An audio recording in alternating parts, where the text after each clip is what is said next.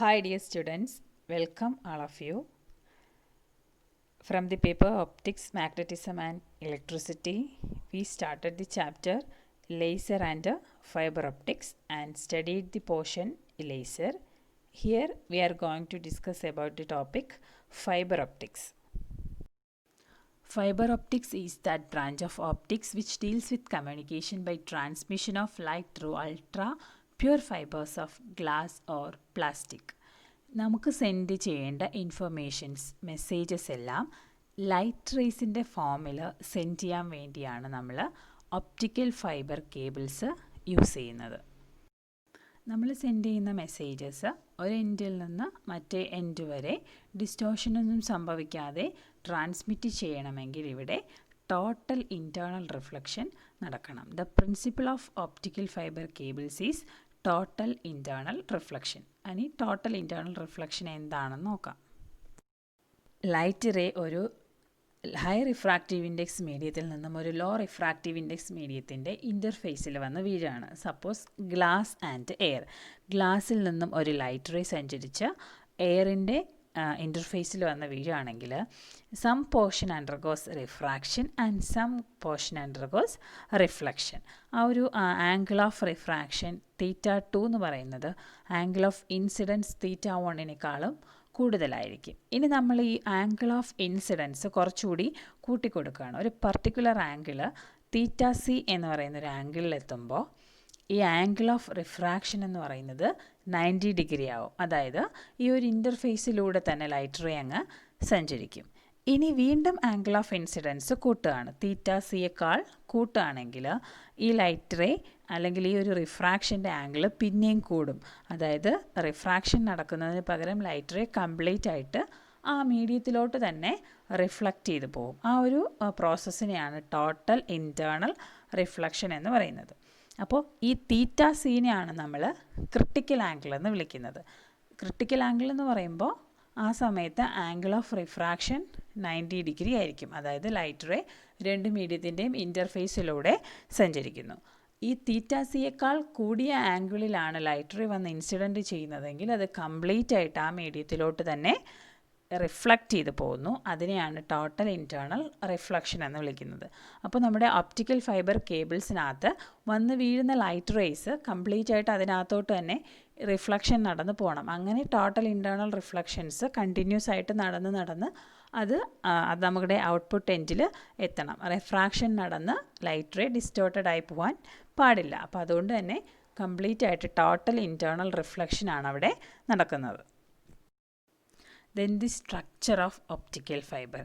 Optical ഫൈബറിൻ്റെ structure എങ്ങനെയാണെന്ന് നോക്കാം. 3 ലെയേഴ്സാണുള്ളത്. The inner layer is called core and the middle layer is called cladding and the outer coating is called buffer. Core is the inner light carrying member and the cladding is a middle layer which serves to confine the light to the core. Buffer coating surrounds the cladding which protects the fiber from physical damage and environmental effect. ഇവിടെ ശ്രദ്ധിക്കേണ്ട മറ്റൊരു point, നമ്മുടെ കോറിൻ്റെ refractive index ക്ലാഡിങ്ങിൻ്റെ refractive ഇൻഡെക്സിനേക്കാളും കുറച്ചുകൂടി കൂടുതലായിരിക്കും. ഇപ്പോൾ example 1.7 ആണ് കോറിൻ്റെ refractive index എങ്കിൽ 1.5 ആയിരിക്കും ക്ലാഡിങ്ങിൻ്റെ. അങ്ങനെ കോറിനേക്കാളും റിഫ്രാക്റ്റീവ് ഇൻഡെക്സ് കുറഞ്ഞ മീഡിയം ആയിരിക്കും ക്ലാഡിങ്ങിനായിട്ട് യൂസ് ചെയ്യുന്നത്. Then there are 2 types of optical fiber cables. 2 type optical fibre cables ഉണ്ട്. സ്റ്റെപ്പ് ഇൻഡെക്സ് ഫൈബറും ഗ്രേഡഡ് ഇൻഡെക്സ് ഫൈബറും. ഈ ഒരു ഡിഫറൻസ് എന്താണെന്ന് ചോദിച്ചാൽ സ്റ്റെപ്പ് ഇൻഡെക്സ് ഫൈബറിൻ്റെ കോറിൻ്റെയും ക്ലാഡിങ്ങിൻ്റെയും റിഫ്രാക്റ്റീവ് ഇൻഡെക്സ് നേരത്തെ പറഞ്ഞ പോലെ കോറിനൊരു പർട്ടിക്കുലർ റിഫ്രാക്റ്റീവ് ഇൻഡെക്സ്, അതിൽ നിന്നും കുറച്ചുകൂടെ കുറഞ്ഞ റിഫ്രാക്റ്റീവ് ഇൻഡെക്സ് ക്ലാഡിങ്ങിന്. ആ ഒരു രീതിയിലായിരിക്കും അറേഞ്ച് ചെയ്തിരിക്കുന്നത്. ഗ്രേഡഡ് ഇൻഡെക്സ് ഫൈബർ ആകുമ്പോൾ കോറിൻ്റെ തന്നെ റിഫ്രാക്റ്റീവ് ഇൻഡെക്സ് ഫൈബറിൻ്റെ ആക്സിസ് പോർഷനിൽ കൂടുതലും പിന്നെ ക്ലാഡിങ്ങിലോട്ട് വരുന്ന അനുസരിച്ചിട്ട് റിഫ്രാക്റ്റീവ് ഇൻഡെക്സ് കുറഞ്ഞു വരുന്ന രീതിയിലായിരിക്കും കോറ് കൺസ്ട്രക്റ്റ് ചെയ്തിരിക്കുന്നത്. അതാണ് ആ ഒരു റിഫ്രാക്റ്റീവ് ഇൻഡെക്സിലുള്ള വ്യത്യാസം അനുസരിച്ചിട്ടാണ് 2 ടൈപ്പായിട്ട് ക്ലാസിഫൈ ചെയ്തിരിക്കുന്നത്. സ്റ്റെപ്പ് ഇൻഡെക്സ് ഫൈബറും ഗ്രേഡഡ് ഇൻഡെക്സ് ഫൈബറും. First one is step index profile fiber. This consists of a transparent core of glass or plastic of higher refractive index surrounded by a cladding of lower refractive index. Light stays inside the fiber as it is totally reflected by the inside surface of the fiber, that is by the cladding. Total internal reflection at the fiber wall can occur only if two conditions are met. നമ്മൾ പറഞ്ഞ പോലെ total internal reflection നടന്ന് light ray ഇതിനകത്തൂടി propagate ചെയ്യണമെങ്കിൽ രണ്ട് conditions okay ആയിരിക്കണം. First condition, കോറിൻ്റെ refractive index ക്ലാഡിങ്ങിൻ്റെ റിഫ്രാക്റ്റീവ് ഇൻഡെക്സിനേക്കാൾ കുറച്ചുകൂടി കൂടുതലായിരിക്കണം. Second condition, the light must have an angle of incidence at the cladding which is greater than the critical angle of the core with respect to the cladding. കോറിൻ്റെയും ക്ലാഡിങ്ങിൻ്റെയും ഇൻ്റർഫേസിൽ light ray വന്ന് വീഴുമ്പോൾ ആ angle of incidents എന്ന് പറയുന്നത് critical ആംഗിളിനേക്കാൾ കൂടുതലായിരിക്കണം. ആ രണ്ട് കണ്ടീഷൻസ് സാറ്റിസ്ഫൈ ചെയ്താലേ ടോട്ടൽ ഇൻറ്റേർണൽ റിഫ്ലക്ഷൻ നടക്കുകയുള്ളൂ. ഈ പറഞ്ഞ രണ്ട് conditions light ray optical fibre കേബിളിനുള്ളിലെ കോർ ക്ലാഡിംഗ് ഇൻ്റർഫേസിൽ വന്ന് വീഴുമ്പോൾ ടോട്ടൽ ഇൻറ്റേർണൽ റിഫ്ലക്ഷൻ നടക്കാനുള്ള കണ്ടീഷൻസാണ്. ഇനി അങ്ങനെ ടോട്ടൽ ഇൻറ്റേർണൽ റിഫ്ലക്ഷൻ നടക്കണമെങ്കിൽ ലൈറ്റ് റേ എയറിൽ നിന്ന് നമ്മൾ ഈ ഒപ്റ്റിക്കൽ ഫൈബർ കേബിളിനകത്തോട്ട് റിഫ്രാക്റ്റ് ചെയ്ത് പോവുമല്ലോ. അപ്പോൾ ആ ഒരു എയറിൽ നിന്ന് ഈ ഒരു ഒപ്റ്റിക്കൽ ഫൈബർ കേബിളിൻ്റെ ഇൻ്റർഫേസിൽ വന്ന് വീഴുന്ന ആ ഒരു ആംഗിൾ ഓഫ് ഇൻസിഡൻസിൻ്റെ വാല്യൂവും ഒരു പർട്ടിക്കുലർ വാല്യൂവിനുള്ളിൽ തന്നെ നിൽക്കണം. ആ ഒരു ആംഗിളിനെയാണ് അക്സെപ്റ്റൻസ് ആംഗിൾ എന്ന് പറയുന്നത്. ഈ ഒരു അക്സെപ്റ്റൻസ് ആംഗിളിൻ്റെ വാല്യൂ നമുക്ക് ഡിറൈവ് ചെയ്യണം. അപ്പോൾ അക്സെപ്റ്റൻസ് ആംഗിൾ എന്താണെന്ന് ഈ ഫിഗർ വെച്ച് നമുക്കൊന്നുകൂടി എക്സ്പ്ലെയിൻ ചെയ്യാം. ഒരു പർട്ടിക്കുലർ ആംഗിൾ θ2 ഒരു ബ്ലൂ കളറിൽ ഈ ഒരു ഫിഗറിൽ റെപ്രസെൻ്റ് ചെയ്തിരിക്കുന്ന ആ ഒരു ഫിഗർ നോക്കുക. എയറിൽ നിന്ന് നമ്മുടെ മെസ്സേജ് അല്ലെങ്കിൽ ലൈറ്റ് റേ നമ്മുടെ ഒപ്റ്റിക്കൽ ഫൈബർ കേബിളിനുള്ളിലോട്ട് കടന്നു വരികയാണ്. ഒപ്റ്റിക്കൽ ഫൈബർ കേബിളിൻ്റെ ഇൻ്റർഫേസിൽ വന്ന് വീണു. എ എന്ന് പറയുന്ന പോയിന്റിൽ വന്ന് വീണു. Angle of incidence θ2.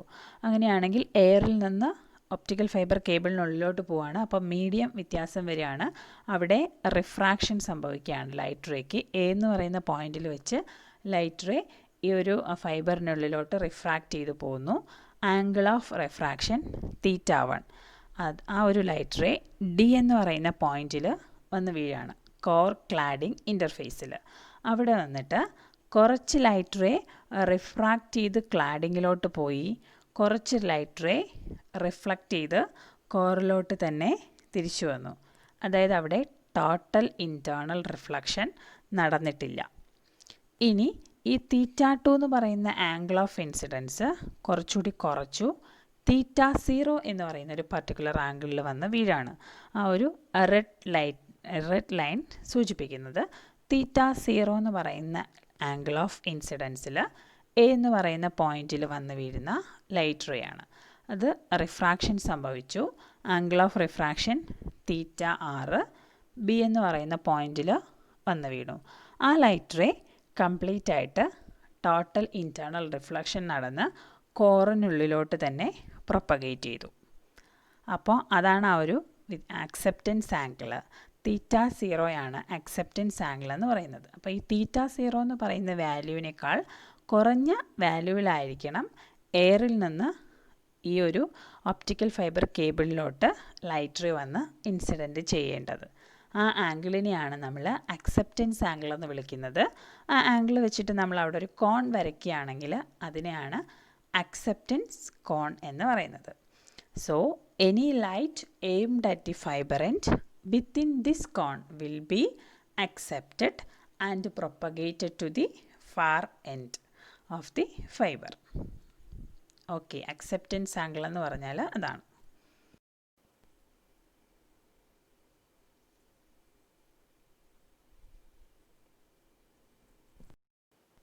ഇനി നമ്മൾ θ0ൻ്റെ വാല്യൂ ഡിറൈവ് ചെയ്യാൻ പോവാണ്. ഇതൊരു ക്രോസ് സെക്ഷണൽ ഫിഗറാണ്.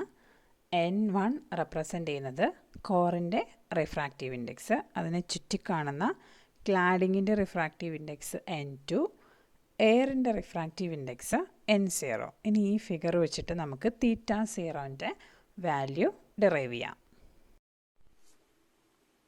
അപ്പോൾ നോക്കുക, ഈ കോറിൻ്റെ റിഫ്രാക്റ്റീവ് ഇൻഡെക്സ് N1, ക്ലാഡിങ്ങിൻ്റെ റിഫ്രാക്റ്റീവ് ഇൻഡെക്സ് N2, എയറിൻ്റെ റിഫ്രാക്റ്റീവ് ഇൻഡെക്സ് N0. ഒരു റേ ഓഫ് ലൈറ്റ് എയറിൽ നിന്ന് നമ്മുടെ ഓപ്റ്റിക്കൽ ഫൈബറിൻ്റെ ഇൻ്റർഫേസിൽ വന്ന് വീണു, എ എന്ന് പറയുന്ന പോയിന്റിൽ വന്ന് വീണു. Angle of incidence θ0, angle of refraction θ1. ഈ ലൈറ്റ് റേ അവിടെ നിന്ന് സഞ്ചരിച്ചു കോർ ക്ലാഡിംഗ് ഇൻ്റർഫേസിൽ വന്ന് വീണു, ബി എന്ന് പറയുന്ന പോയിന്റിൽ. ആംഗിൾ ഓഫ് ഇൻസിഡൻസ് θ, അത് ടോട്ടൽ ഇന്റേണൽ റിഫ്ലക്ഷൻ നടന്ന് കോറിനുള്ളിലോട്ട് തന്നെ പോയി, വീണ്ടും അടുത്ത ടോട്ടൽ ഇന്റേണൽ റിഫ്ലക്ഷൻ നടന്ന് അങ്ങനെ അത് ഫാർ എൻഡിലോട്ട് പോകും. അപ്പോൾ ഇവിടുത്തെ angle of incidence θ, angle of reflection θ. ഇതാണ് നമ്മുടെ ഫിഗർ. ഇനി നമ്മളിവിടെ ആദ്യം ക്രിട്ടിക്കൽ ആംഗിളിൻ്റെ വാല്യൂ ആണ് എഴുതുന്നത്. അപ്പോൾ ബി എന്ന് പറയുന്ന പോയിന്റിൽ നോക്കുക, sine θc divided by sine 90 is equal to N2/N1. θc എന്ന് പറയുന്നത് ആംഗിൾ ഓഫ് ഇൻസിഡൻസ്. ആ സമയത്തെ ആംഗിൾ ഓഫ് റിഫ്രാക്ഷൻ 90 ഡിഗ്രി ആയിരിക്കും. അപ്പോൾ സൈൻ θc 90 എന്ന് പറയുന്നത് സൈൻ 91 ആണ്, അതുകൊണ്ട് തന്നെ sign θc is equal to N2/N1 എന്ന് എഴുതാം, which is the equation number 1. N2 is the refractive index of cladding and N1 is the refractive index of core. സാധാരണയായിട്ട് നമ്മൾ ലൈറ്റ് എയറിൽ നിന്നാണ് ഓപ്റ്റിക്കൽ ഫൈബറിനുള്ളിലോട്ട് പ്രൊപ്പഗേറ്റ് ചെയ്യുന്നത്, അതുകൊണ്ട് തന്നെ എയറിൻ്റെ refractive index N0 is equal to 1. ഇനി അടുത്തത് ഈ ഒരു ഫിഗറിനകത്തുനിന്ന് ഈ ഒരു ട്രയാങ്കിൾ കൺസിഡർ ചെയ്യുക, ABO അല്ലെങ്കിൽ AOB. θ1 θ 90 ഡിഗ്രി. അപ്പോൾ നമുക്കറിയാം മൂന്നിൻ്റെയും കൂടി സമ്മ് 180 ഡിഗ്രി ആണ്. അതിൽ ഒരെണ്ണം 90 ഡിഗ്രി ആണെങ്കിൽ θ1 പ്ലസ് θ എന്ന് പറയുന്നത് 90 ഡിഗ്രി ആയിരിക്കും. അപ്പോൾ നമുക്കതിൽ നിന്ന് θ1ൻ്റെ വാല്യൂ എങ്ങനെ എഴുതാം? θ1 is equal to 90 minus θ. Therefore sine θ1 is equal to sine 90 minus θ. Sine 90 minus θയെ കോസ് θ എന്ന് എഴുതാം. So sine θ1 is equal to cos θ. അതാണ് നമ്മുടെ ഇക്വേഷൻ നമ്പർ 2. ഇനി ഈ എ എന്ന് പറയുന്ന പോയിന്റിൽ നമ്മൾ റിഫ്രാക്റ്റീവ് ഇൻഡെക്സ് കണ്ടുപിടിച്ചതുപോലെ സ്നെൽസ് ലാ അപ്ലൈ ചെയ്യാണ്. അപ്പോൾ sine θ0 divided by sine θ1 is equal to N1 divided by N0. Sine θ0 divided by sine θ1 is equal to N1 divided by N0. θ0 angle of incidence, θ1 angle of refraction, N1 refractive index of the second medium to the refractive index of the first medium. അതിൽ നിന്ന് sign θ0ൻ്റെ value നമുക്ക് എങ്ങനെ എഴുതാം? Sine θ0 is equal to N1/N0 into sine θ1. Sine θ1ൻ്റെ value നമ്മൾ കണ്ടുപിടിച്ചു equation number 2ൽ. Sine θ1 is equal to cos θ. അതിവിടെ സബ്സ്റ്റിറ്റ്യൂട്ട് ചെയ്ത് കൊടുക്കുക. Sine θ0 is equal to N1/N0 into cos θ, which is the equation number 3. ഇനി നോക്കുക, ഇവിടെ θ0യുടെ വാല്യൂ കൂടുകയാണെങ്കിൽ θ1ൻ്റെ വാല്യൂ കൂടും. θ0 കൂടിയാൽ θ1 കൂടും. θ1 കൂടിയാൽ θ കുറയും. θ1 പ്ലസ് θ 90 ഡിഗ്രി ആണ്. അപ്പോൾ അതുകൊണ്ട് തന്നെ θ1 കൂടിയാൽ θൻ്റെ വാല്യൂ കുറയും. നമുക്കറിയാം തീറ്റയുടെ വാല്യൂ കുറഞ്ഞു കുറഞ്ഞ് θcയേക്കാൾ കുറഞ്ഞു പോയാൽ, ക്രിട്ടിക്കൽ ആംഗിളിനേക്കാൾ കുറഞ്ഞു പോയാൽ ടോട്ടൽ ഇന്റേണൽ റിഫ്ലക്ഷൻ നടക്കത്തില്ല. അപ്പോൾ അതുകൊണ്ട് തന്നെ തീറ്റയ്ക്ക് θc വരെ വാല്യൂ പോകാൻ പാടുള്ളൂ.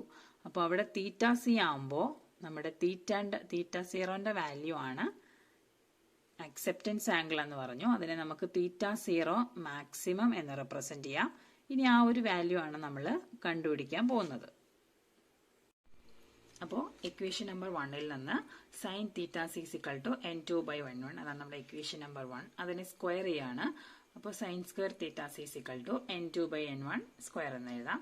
സൈൻ സ്ക്വയർ θ എന്ന് പറയുന്നത് 1 മൈനസ് കോസ് സ്ക്വയർ θ എന്ന് എഴുതാം. Therefore 1 minus cos square θc is equal to N2/N1 whole square. അതിനകത്തുനിന്ന് cos square θc is equal to 1 minus N2/N1 whole square എന്ന് എഴുതാം. അതിനകത്തുനിന്ന് cos θc is equal to root of 1 minus N2/N1 square എന്ന് എഴുതാം. LCM എടുക്കുകയാണെങ്കിൽ N1 square minus N2 square divided by N1 square. ആ ഒരു N1 സ്ക്വയറിൻ്റെ റൂട്ടിൻ്റെ പുറത്ത് എഴുതുകയാണെങ്കിൽ cos theta C is equal to root of n1 square minus n2 square whole divided by n1 എന്ന് എഴുതാം. നമുക്ക് ഇക്വേഷൻ നമ്പർ 4 എന്ന് കൊടുക്കാം. അപ്പോൾ കോസ് തീറ്റ സിന്റെ വാല്യൂ നമുക്ക് കിട്ടി. അപ്പോൾ നമ്മൾ പറഞ്ഞു maximum value of theta zero, അതായത് theta zero maximum is obtained when theta is equal to theta C. Theta is equal to theta C ആകുമ്പോഴാണ് തീറ്റ സീറോൻ്റെ വാല്യൂ മാക്സിമം ആവുന്നത്. അപ്പോൾ അതുകൊണ്ട് തന്നെ നമ്മുടെ ഇക്വേഷൻ നമ്പർ 3, അതായത് sine theta zero is equal to n1 by n0 into cos theta എന്നുള്ള ഇക്വേഷനിൽ നമുക്കിവിടെ സൈൻ തീറ്റ സീറോ മാക്സിമം എന്ന് കൊടുക്കാം. അപ്പോൾ തീറ്റയ്ക്ക് തീറ്റ സി എന്നെഴുതാം. That is sin theta 0 maximum is equal to n1 by n0 into cos theta c. Cos theta c ന്റെ value നമ്മൾ കണ്ടുപിടിച്ചു ഇക്വേഷൻ നമ്പർ 4. അപ്പോൾ അത് സബ്സ്റ്റിറ്റ്യൂട്ട് ചെയ്ത് കൊടുക്കുക. n1 by n0 into root of n1 square minus n2 square divided by n1 which is equal to n1 n1 cancel ആയി പോയിട്ട് root of n1 square minus n2 square divided by n0 എന്ന് വരും.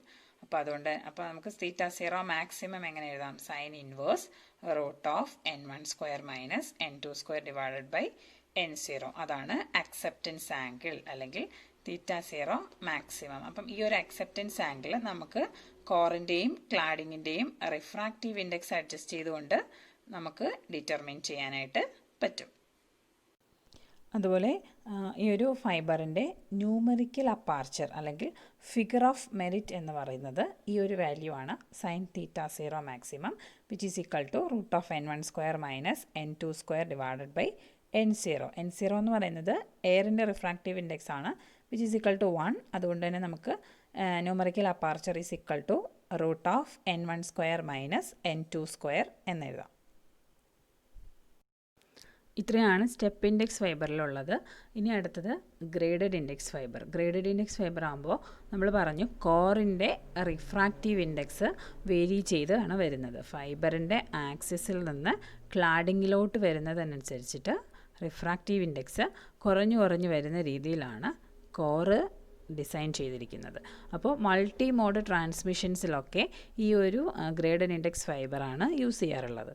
അപ്പോൾ ഇവിടെ കോറിൻ്റെ refractive index വേരിയുന്നത് കൊണ്ട് തന്നെ light ray bend ചെയ്തായിരിക്കും സഞ്ചരിക്കുക. ഓരോ പോർഷനിലും ലൈറ്റ് റേക്ക് ബെൻഡിങ് സംഭവിക്കുന്നുണ്ട്, റിഫ്രാക്റ്റീവ് ഇൻഡെക്സ് മാറുകയാണല്ലോ.